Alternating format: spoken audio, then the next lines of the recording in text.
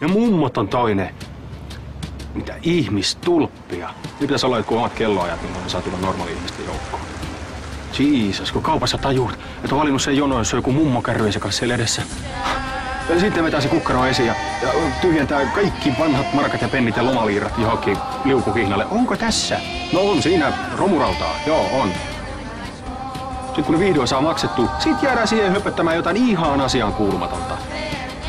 Kauppaan ostoksia varten. Kun ostokset on tehty, hush, mummo, pois. Tai bussissa. Ihan kun se tulisi aina yllätyksenä se, että se matka tosiaan pitää maksaa.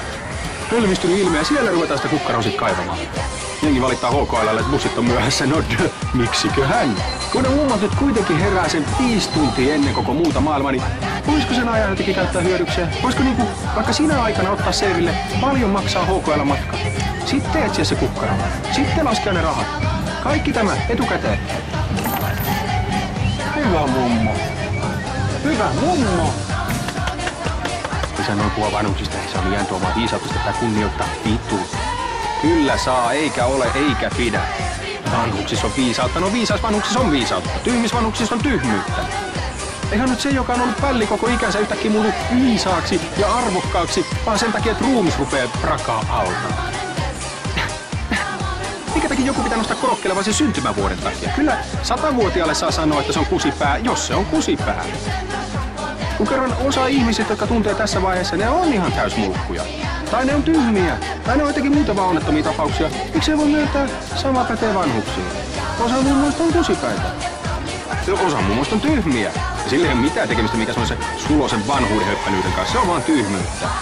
Ja itse asiassa osa mummoista muuttuu vielä vittumaisemmin sijaan myötä. Luultavasti sen takia, kun tajuu kuolemansa. Ei enää mitään väliä.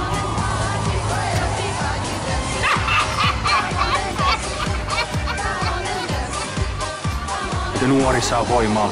Hitut, mummoissa on voimaa. Jos et itsemurhaterroristi, värvää mummo.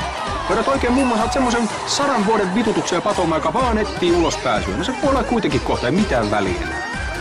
Oikein hyvä sekä käy, niin se on joskus nuoruudessa opetellut lentää konettakin. Mä mietin tämmöstä, että turistit ja mummot pois kadulta kokonaan. Mutta niillä voisikin fiksata semmosen ihan oman pienen kaupungin osan. Aidatun semmosen, vähän niinku Vatikaan. Vaikka jonnekin tuonne senaatin tai jotain. En ymmärrä, mutta istukaa alas. Minä tuon kohta kahvin. You know those itty bitty black things in there? You know what they are? Oh, The raisins.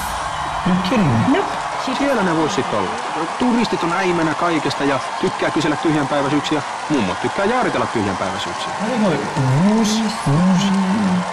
Rusina. Yeah. Yeah, she's from Russia. Russia. Yeah, wow. Yeah. Is this you? Is that a picture of her? Is this your picture when you were young? Tarja Halonen.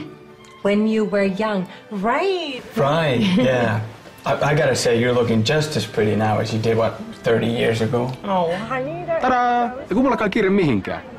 Turistit kuuntelee, mummot kertoo anekdootteja. Turistit on niistä ihan pähkinöinä, että vau, kohtasimme tällaisen eksoottisen rouvan, joka tutustutti meidät kulttuurinsa saloihin. Tosiasiassa omalta mummoltaan ne ei kuuntelis hetkeäkään tommoista jaarittelua, että nyt se on korvaamaton kokemus. Anna ne sinne mottiin. Saadaan me normaalit kulkea rauhassa kadulla. Kaikki voittaa.